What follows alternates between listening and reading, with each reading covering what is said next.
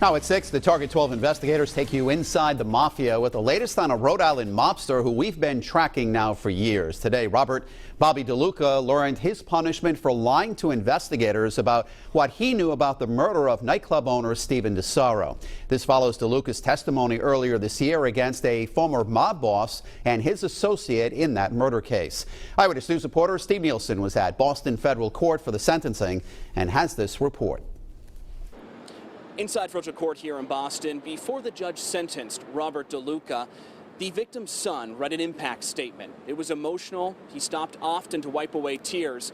Eventually, the judge sided with prosecutors, sentencing DeLuca to 66 months in prison. Rhode Island mob captain Robert "Bobby" DeLuca is sentenced to 5.5 years in prison for lying to prosecutors in 2011 about his role in the 1993 gangland slaying of Boston nightclub owner Stephen DeSaro.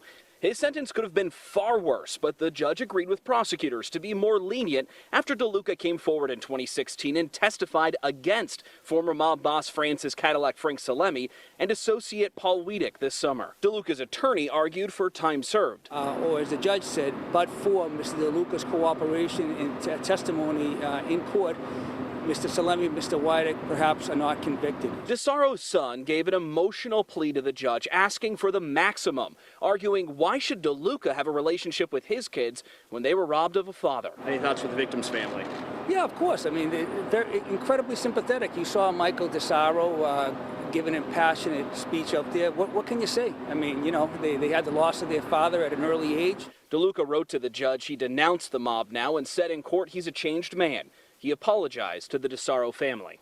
DeLuca will eventually be back in Rhode Island for sentencing in another case. He's already pleaded guilty to conspiracy for his role in the 1992 gangland slaying of mob enforcer Kevin Hanrahan. Reporting in Boston, I'm Steve Nielsen, Eyewitness News.